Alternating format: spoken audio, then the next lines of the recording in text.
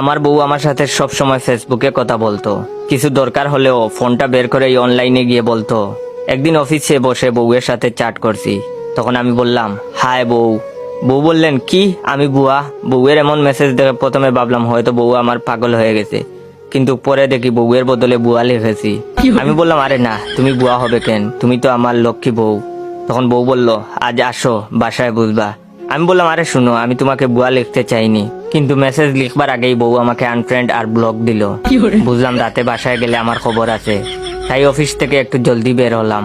প্রথমে বাসায় না গিয়ে মার্কেট গেলাম বউয়ের জন্য শাড়ি কিনতে।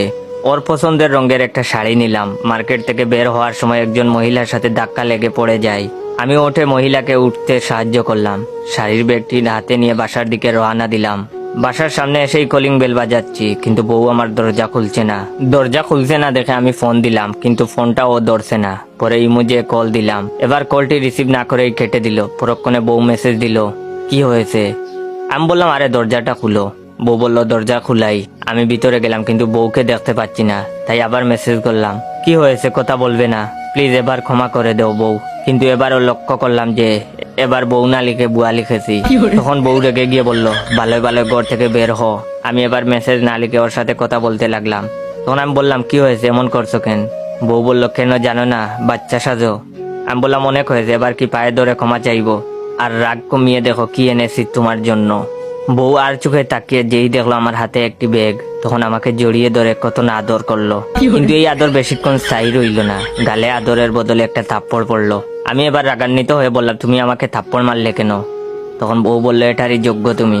আমি বললাম কেন তা তো বলো। তখন বউ বলল শার্টে লিপস্টিকের দাগ লাগলো কিভাবে। আমি শার্টের লিপস্টিকের দাগ দেখে ছোটখাটো একটা চিৎকার দিলাম। বউ বলল কি, কার সাথে ছিলে তুমি। আমি বললাম হয়তো তোমার। বউ বলল চুপ হারামজাদা, মিথ্যা বলবি না, আমি এই কালারের লিপস্টিক দেই না। তখন আমি বললাম এখন এগুলো বাদ দাও, আগে শাড়িটা খুলে দেখো, আমি তোমার পছন্দের রঙের শাড়ি এনেছি। বউ শাড়িটা খুলে আমার দিকে রাগি রাগি চোখ নিয়ে তাকালো। বুঝলাম আজ রাতে দুলাই খেতে হবে। তখন বউ বললো এই রংটা আমার পছন্দের তাই না। এই গাদা, আমি এই রঙের শাড়ি কি কখনো পরছি। আমি বললাম আসলে এই রঙের শাড়ি কখনো পরো নাই, তাই এনেছি। শাড়িটা আমার দিকে ছুঁড়ে মারলো আর বলল যা গিয়া তুই পর এই শাড়ি। আমি তো নীল রঙের শাড়ি কিনেছিলাম, তবে কমলা রঙের শাড়ি আসলো কিভাবে। একটু ভাবতেই মনে পড়ে গেল যে ওই মহিলার সাথে ধাক্কা লেগে আমার শার্টে লিপস্টিকের দাগ লেগেছে, আর শাড়িটাও পাল্টে গেছে। কিন্তু এটা বউকে বললে আমাকে আর আস্ত রাখবে না। মনে মনে ভাবলাম যে কেন বিয়ে করলাম, না করলেই ভালো হতো।